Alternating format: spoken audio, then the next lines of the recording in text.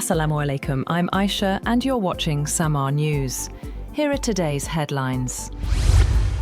President Donald Trump has said that there were currently no talks with Iran as the two sides remain deadlocked over ending the conflict. In a social media post, Trump said the US naval blockade remained in force and claimed that the Strait of Hormuz was open and operating after the removal of all water mines. Iran's Foreign Minister Abbas Araghchi has said that the United States is now begging to negotiate with Tehran on Iran's terms. He said that Washington failed to force Iran to surrender and claimed that the memorandum gave Iran 13 provisions in its favor. Araghchi also said that the perception of a weak Iran had been completely dispelled following the war with the United States and Israel. He said Tehran's post-war foreign policy would be fundamentally different, arguing that Iran demonstrated its resilience and that its adversaries failed to achieve their goals of regime change, unconditional surrender, and internal unrest. He also accused Israel of trying to sabotage the deal.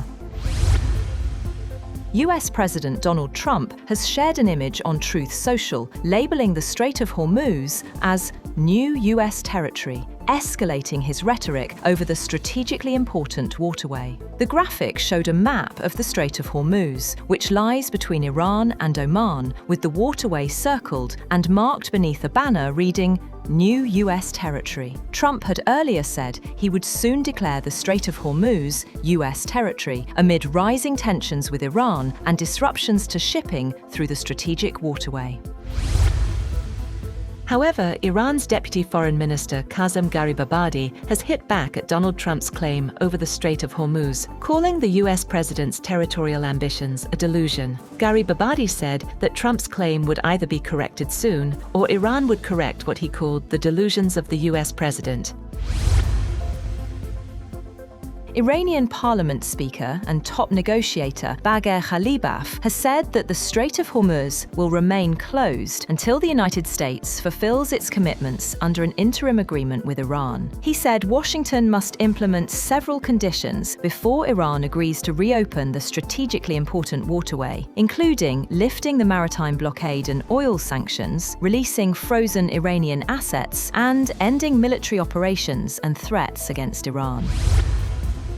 Separately, Ghalibaf said that those killed in the US-Israeli war, including former Supreme Leader Ayatollah Ali Khamenei, would not go unavenged. Ghalibaf said that Iran would use all its capabilities to defend the rights of its people, punish the aggressors, and uphold Iran's honor and standing.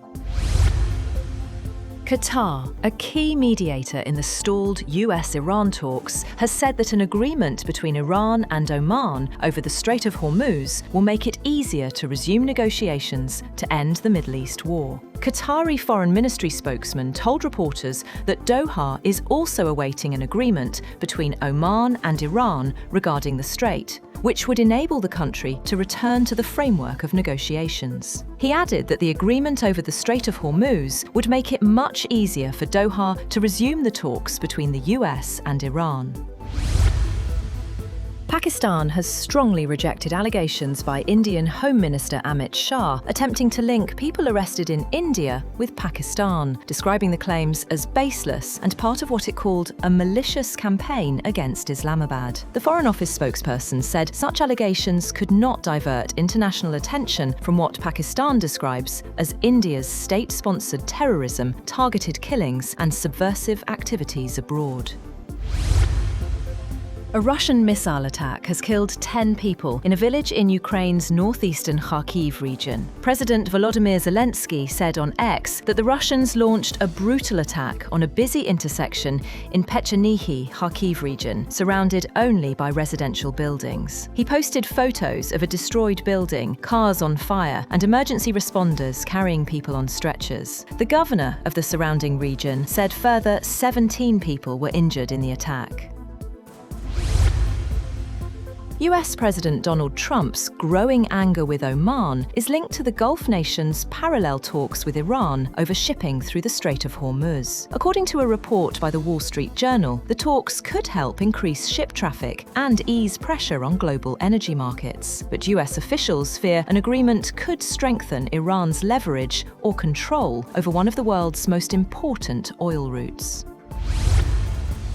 Iran has disclosed the scale of damage to its civilian aviation and transport sector during the 40-day war with the United States and Israel, saying nearly 100 civilian aircraft were damaged or destroyed in attacks across the country. Iranian Minister of Roads and Urban Development, Farzaneh Sadek, said the attacks also damaged airports, radar systems, electricity, and water facilities. Speaking at a press conference, she emphasized the figure covered civilian aircraft only and did not include military planes. That's all for now. For more updates, visit www.samaa.tv. Thank you for watching SAMAA News.